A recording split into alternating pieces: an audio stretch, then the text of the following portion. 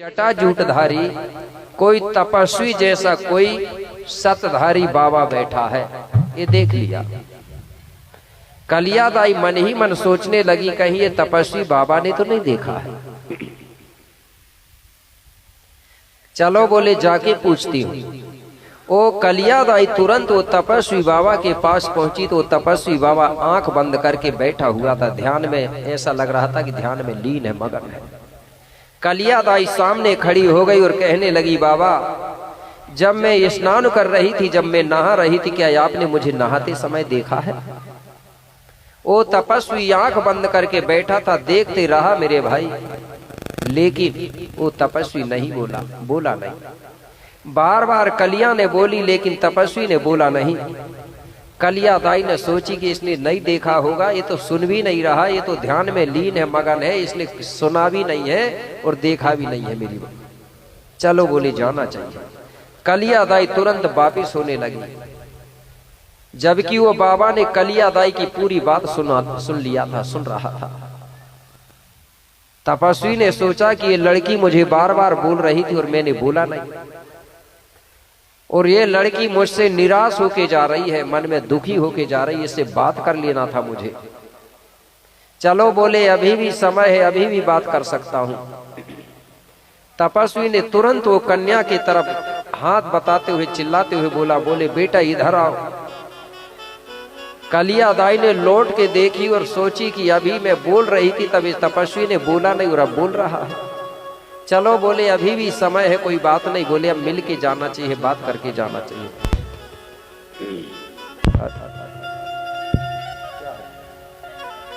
Hello.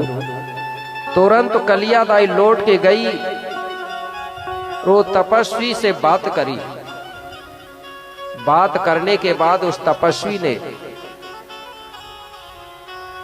कलियादाई को एक उमर का फल दिया, तोया फल, तोया कयान। वो फल को कलियादाई ने प्रसाद समझ के खाई। कलियादाई को सुकून आनंद की प्राप्ति हुई। कलियादाई फल खा के चली गई। अब दूसरा दिन जब सुबह हुआ तो राजा का प्रतिदिन का काम क्या था? कलियादाई को घुमाने ले जाना और कलियादाई का वजन रोज तोलना। अब राजा ने जब वजन तोला मेरे भाई, तो कलियादाई का वजन 5 फूलों से बढ़ गया। राजा को शंका हो गई कि मेरी कलिया अब सज्ञान हो गई, अब मेरे घर में नहीं रहेगी। अब राजा पूछने लगा, बोले कलिया कल जब तुम स्नान करने के लिए जब बोले गई थी, बोले उधर तुमको कोई मिला था क्या? बोले हाँ, एक तपधारी सतधारी बाबा मिला था, जटा जूटधारी बाबा मिला था। तो बोले कलिया बेटी अब उधर मत जाना। बोले क्यों? बोले पता नहीं वो असली बाबा है कि नकली बाबा है।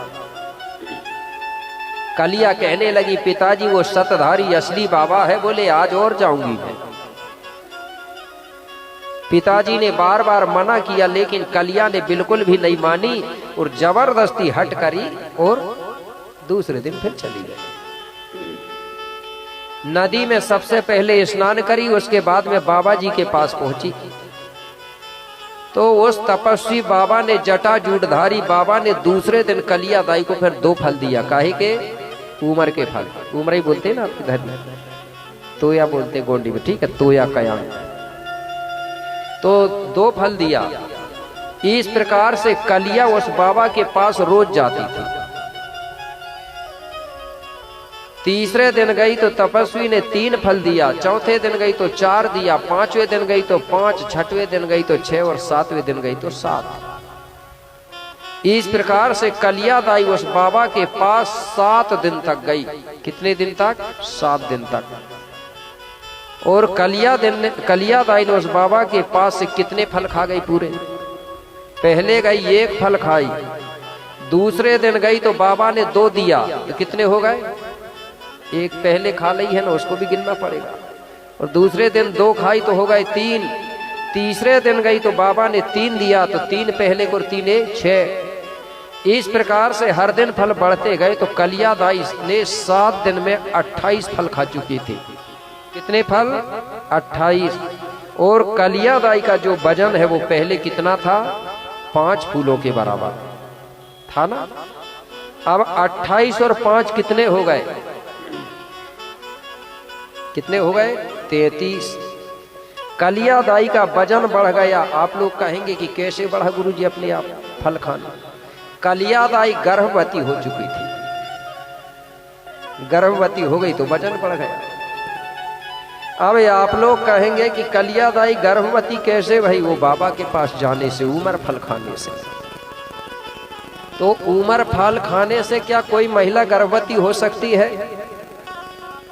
नहीं हो सकती। ये प्रकृति का ऐसा नियम ही नहीं है कि बिना नर और मादा का कोई बच्चा पैदा हो। ठीक है, इसका कारण हमको समझना पड़ेगा।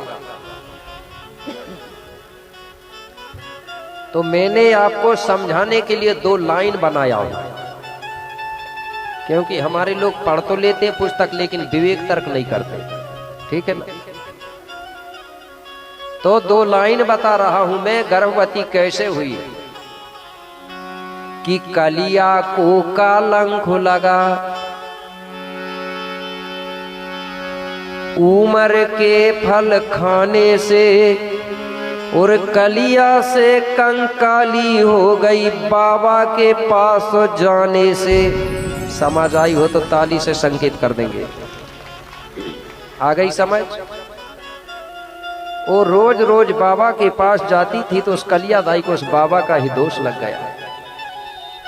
वहां जाने से कलिया दाई गर्भवती हो गई।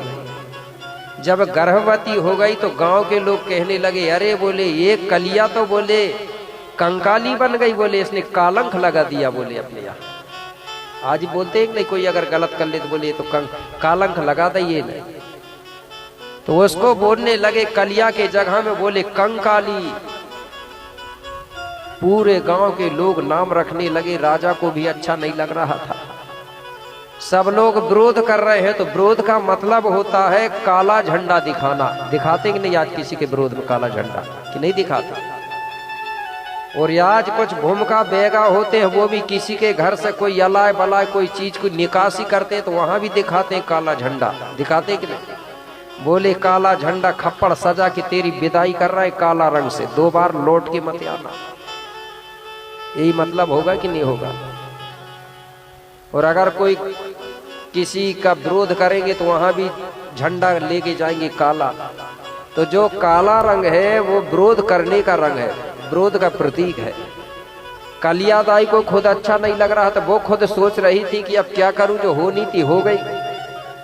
इसलिए तुम निकालोगे, जब निकालोगे बोले मैं खुद ही निकल के चली जाती हूँ। कलिया दाई ने खुद विचार बनाई कि मैं खुद घर में नहीं रहूंगी, क्योंकि मेरे माता पिता को भी अच्छा नहीं लगता होगा और मुझे भी अच्छा नहीं लग रहा।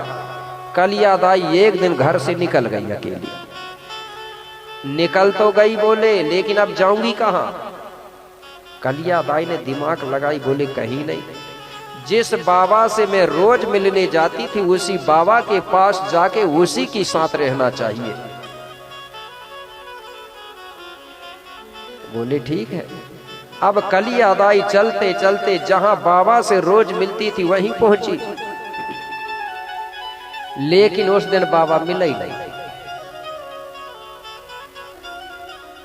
उसको सूका आसरा के नाम से जाना जाता था। क्या नाम से? सूका आसरा। उस बाबा तपस्वी को, जटाजूटधारी को। कलिया दाई कहने लगी, अरे बोलिए बाबा हो के भी धोखा दे दिया। तो साधारण आदमी की बात अलग है, जब समय आता है तो आज भी धोखा होता है कि नहीं होता? बोले ये बाबा ने भी धोखा दिया। बोले अब क्या करूं? पछताने लगी। आज बोले मैं बाबा से धोखा खा गई, मेरे बाद में जो भी साधारण महिला बाबाओं से विश्वास करेंगी तो जरूर धोखा खाएंगी। बोले तो कई महिलाएं खा रही हैं आज धोखा। खाई है कि नहीं खाई है? खाई है कि नहीं खाई है? तो मेरे भाई पछताते रही। बोले अब कहाँ जाऊं, अब किसके साथ रहूंगी? एक काम करती हूँ, जिस नदी में मैं रोज नहाने जाती थी उसी नदी में कूद के डूब के बोले मर जाऊंगी, लेकिन किसी को अपना चेहरा नहीं दिखाऊंगी, मुंह नहीं दिखाऊंगी। तुरंत वहां से निकली कलिया दाई और नदी पहुंची और नदी के किनारे में बहुत बड़ा पत्थर रखा था, उस पत्थर के ऊपर चढ़ गई और उस पत्थर से एक छलांग लगाई और नदी में कूद गई। जब नदी में कूदी मरने के लिए, शरीर के अंदर नाक से मुंह से पानी समाने लगा, कलिया दाई का दम घुटने लगा, बड़ा दर्द होने लगा। कलिया दाई कहने लगी, मैं तो सोच रही थी कि मरना बड़ा सरल है, लेकिन मरना सरल नहीं है, बड़ा कठिन है। बोले बड़ा दर्द होता है। कई कई लोग थोड़ी बहुत लड़ाई भाई तो बोले सरल तो है, मर जाऊंगा, मर जाऊंगी। आपको बता रहा हूं, बताया जाता है कि जब आदमी मरता है, जब उसका प्राण निकलता है तो कितना दर्द होता, लोग बताते थे। एक साथ 100 बिच्छू काटते हैं ना, तो 100 बिच्छू का जितना दर्द होगा काटने को उतना ही दर्द होता है। तो सबसे पहले 100 बिच्छू से मत आजमाना, पहलू एक बिच्छू से आजमाना कि कितना दर्द होता है, सहते हो कि नहीं, फिर 2 से कर दो, ठीक है ना, इतना दर्द होता। कलिया दाई दर्द होने लगा, तड़पने लगी, मन ही मन में कहने लगी, बोले अब मरूंगी नहीं, बोले निकल जाती हूँ जल्दी। हाथ पैर हिलाते हिलाते कलिया दाई तुरंत बाहर निकल गई। बोले लेकिन अब जाऊं कहां, निकल तो गई, घर तो जा नहीं सकती। कलिया दाई ने तुरंत विचार बनाया और किधर गई।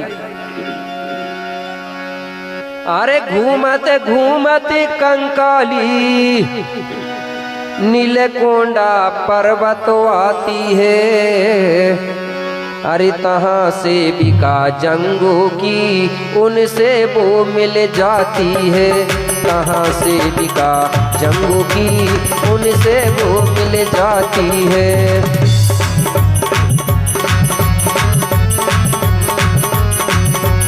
घूमते घूमते कंकाली नीलकोंडा पर्वत आती है।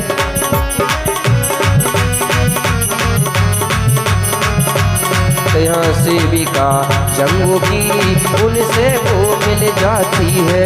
कहाँ से बिका जंगों की उनसे वो मिल जाती है, उनसे वो मिलो जाती है।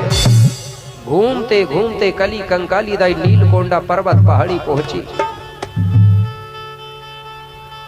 तो वहां पर मेरे भाई कली कंकाली दाई का जो है रायतार जंगो दाई से भेंट हो गया। मतलब नीलकोंडा पर्वत, नीलकोंडा क्षेत्र में जो रायतार जंगोदाई का अनाथ आश्रम है, तो जंगोदाई वहीं रहती थी। वहीं पर कली कंकाली दाई का जंगोदाई से मिलन हो गया। रायतार जंगोदाई के से मिली, सेविकाएं मिली। अब कलिया दाई ने पूरा हालचाल बताई जंगोदाई को, तो जंगोदाई कहने लगी, बेटा कलिया अब क्या करे, जो होनहार था हो गया, लेकिन अब तुम जाओगी कहाँ। इसलिए एक काम करो, आप बोले मेरे ही अनाथ आश्रम में रहो, जो परदुली कोट में आज भी अनाथ आश्रम है। बोले तुम्हारा जो भी बच्चा होगा, तुम्हारी जो भी संतान होगी, तो यहाँ पूरी व्यवस्था हो जाएगी, तुम चिंता मत करो। और बोले तुम अकेली नहीं रहोगी, तुम्हारी जैसी मेरी आश्रम में कई और कालंकित महिला है। और उस आश्रम में और भी थी कालंकित महिला, और बेवा महिला भी थी जिनके पति खत्म हो चुके थे, मैंने बताया था ना पहले। तो इस प्रकार से वहां कालंकित बेवा महिलाएं ढेर सारी थी। उन सबकी मुखिया थी रायतार जंगोदाई। तो मेरे भाई जंगोदा ये जानती थी कि गर्भवती महिलाओं को बोले कभी भी मानसिक टेंशन या तनाव नहीं होना चाहिए, नहीं तो उसका असर बोले बच्चों पे पड़ता है। तो रायतार जंगोदाई ने भी बताया जाता है, गर्भवती महिलाओं का मन बहलाने के लिए जंवारे का एक माध्यम बनाया था। आज भी जंवारे बोते हैं कि नहीं बोते? तो जंवारे साल में 2 बार होता है, इसका काम होता है कि नहीं, जोत जलाने का होता है कि नहीं होता। तो एक बार खेरोदाई के नाम पे और एक बार रायतार जंगोदाई के नाम पे। तो रायतार जंगोदाई ने एक माध्यम बनाई थी कि इस कार्यक्रम रख के मैं गीत गाऊंगी और महिलाओं का मन को बहलाऊंगी, जिससे ये गर्भवती महिलाओं को कोई मानसिक तनाव ना बने। इसलिए वो रायतार जंगोदाई गीत गाती थी, मन को बहलाती थी और महिलाओं का समय बिताती थी। धीरे धीरे समय बीतते गया। कुछ दिनों के बाद में वहां जो कालंकित महिला थी, सब महिलाओं ने बच्चों को जन्म दिया। तो कालंकित महिलाओं के जब बच्चे हुए मेरे भाई, तो पूरे बच्चे मिलके वहां हुए थे 28 बच्चे, कालंकित महिलाओं के बच्चे। कितने? 28। और जो महिला वहां बेवा महिलाएं थी, जिनके पति खत्म हो चुके थे, वो बेवा महिलाओं के बच्चे हुए थे वहां 5। इस प्रकार से ये बच्चे जो हैं 5 बच्चे और 28 बच्चे मिलके कुल टोटल हुए 33। कलियादाई के पूरे बच्चे नहीं थे। जितनी भी कालंकित महिला थी तो वो कालंकित महिलाओं के बच्चे थे 28। इन्हीं को लोगों ने अलाम बच्चे और कलाम बच्चे भी बोला। ठीक है ना? बोला है कि नहीं बोला है? और यही अलाम कलाम ने यह भी बताया गया है कि गौतम बुद्ध को ज्ञान दिया था। गौतम बुद्ध के जो गुरु हैं वो अलाम कलाम ही थे। इसलिए आज भी जो बौद्ध धर्म है, गोंडी धर्म से ही उसकी शाखा निकली। इसलिए गोंडी धर्म और बौद्ध धर्म में आज भी भेदभाव नहीं होता, ऊंच नीच छुआछूत नहीं होता। होता है क्या? मानव मानव एक समान, सबको शिक्षा सबको सम्मान वाली व्यवस्था है। तो इस प्रकार से कलियादाई के बच्चे कितने हुए कह रहे हैं? 33। पुस्तक में लिखा है कि नहीं? इसका कारण है, जैसे आपके गांव में एक आंगनवाड़ी होगी, है कि नहीं है?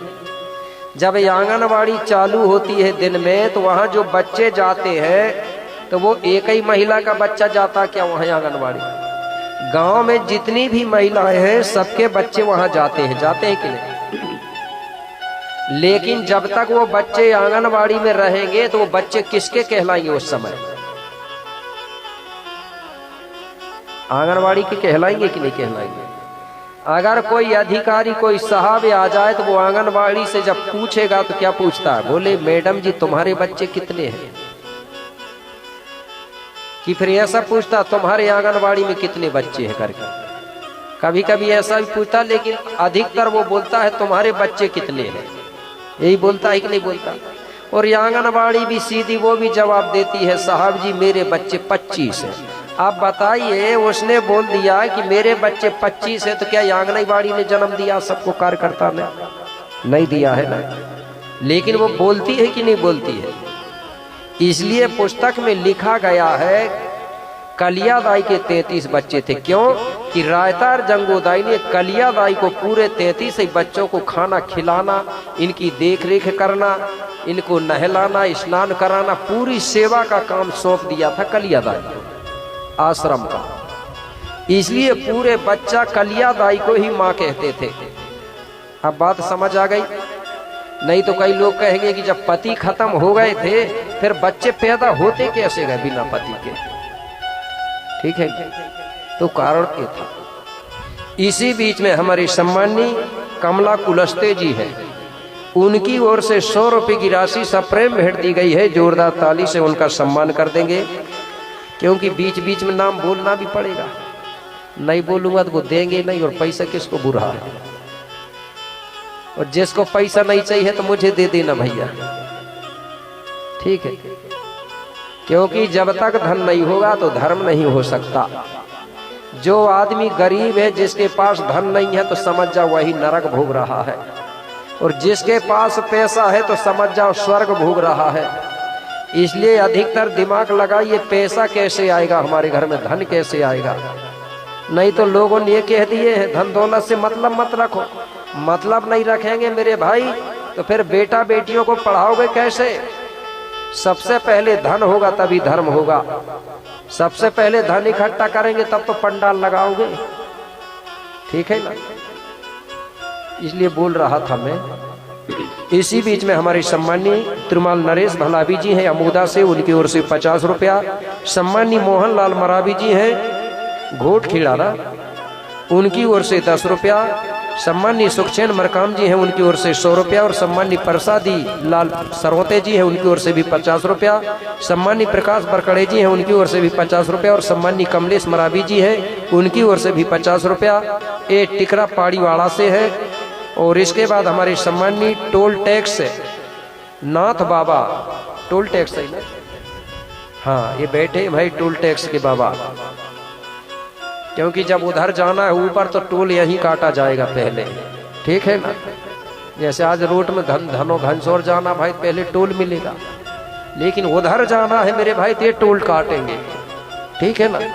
तो हमारे टोल टैक्स सम्मानी नाथ बाबा जी हैं, खेरी वाले हैं, उनकी ओर से भी 100 रुपये की राशि प्राप्त होती है। बहुत बहुत धन्यवाद। सभी के लिए जोरदार ताली से सम्मान कर देंगे।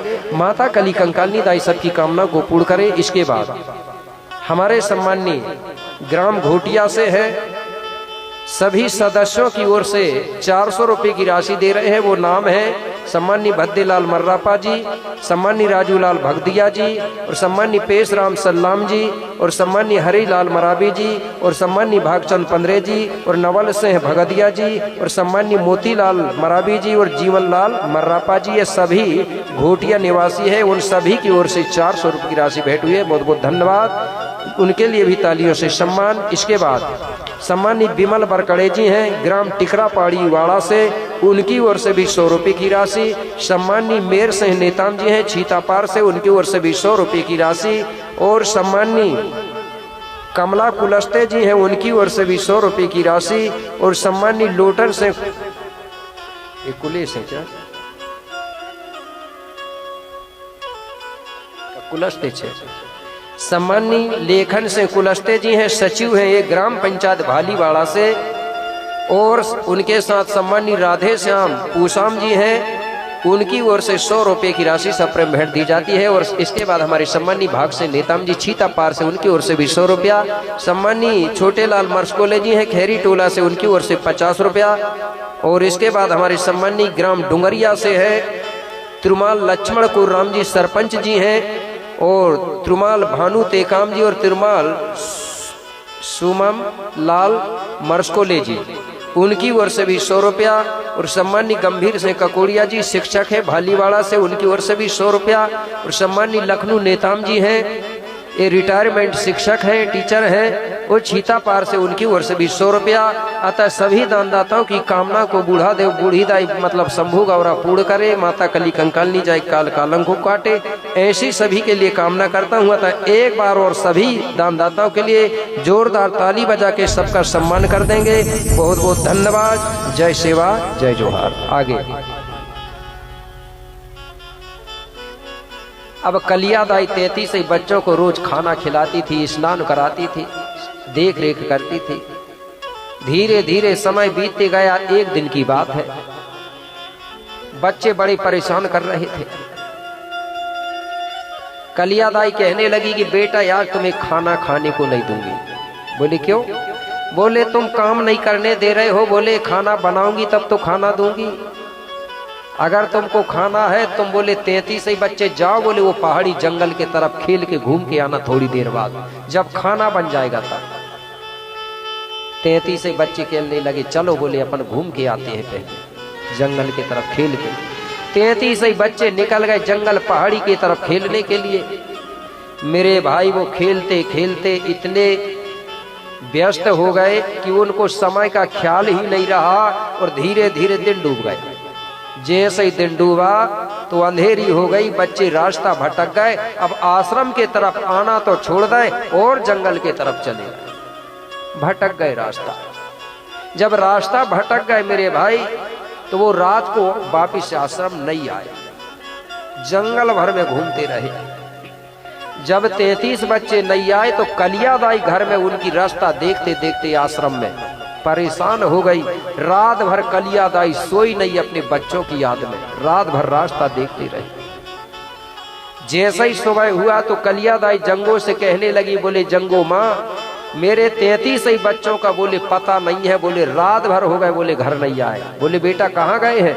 बोले कल खेलने के लिए जंगल की तरफ गए बोले, और उनका पता ही नहीं है। बोले जंगोदाई कहने लगी बेटा कलिया जा, बोले जंगल जाके पता कर, बोले कहीं ना कहीं होंगे, ढूंढ के लेके आ जा। बोले कलियादाई मेरे भाई बच्चों को ढूंढने के लिए जंगल गई। जंगल में खूब ढूंढी लेकिन बच्चों का पता नहीं चला। कलियादाई ने संकल्प कर लिया जंगल में कि जब तक मेरे बच्चे नहीं मिलेंगे तब तक मैं लौट के आश्रम नहीं जाऊंगी, बच्चे मिलेंगे तभी मैं वापिस जाऊंगी। और बच्चों को ढूंढते रहे। दूसरा दिन हो गए, 2 दिन। 2 दिन के बाद में तीसरे दिन बाबा शंभू और गौरा रानी घूमते हुए भ्रमण करते हुए वो अनाथ आश्रम पहुंचे। वहां जाके देखे तो वहां जंगोदाई थी और महिलाएं भी थी ढेर सारी।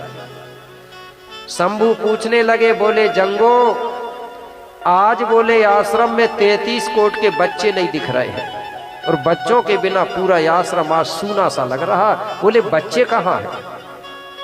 जंगोदाई कहने लगी, बाबा आज 3 दिन हो गए, बोले बच्चों का पता नहीं है। बोले कहाँ गए?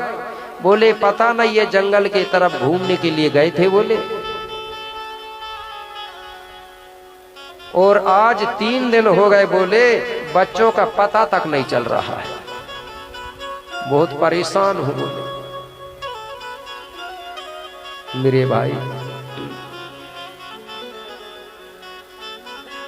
जंगोदाई कहने लगी, बाबा क्या करें? शंभू बाबा कहने लगा, जंगोदाई चिंता मत करो, मैं जा रहा हूं उनको ढूंढने। तो शंभू बाबा ने गौरादाई को आश्रम में छोड़ दिया जंगों के साथ, और बाबा शंभू भी बच्चों को ढूंढने के लिए जंगल की तरफ निकल पड़ा। जिस जंगल में बच्चे भटके हुए थे वही जंगल पहुंचा। वहां जाकर के बच्चों को बाबा शंभू ने ढूंढ लिया, लेकिन कलियादाई वहां नहीं मिली।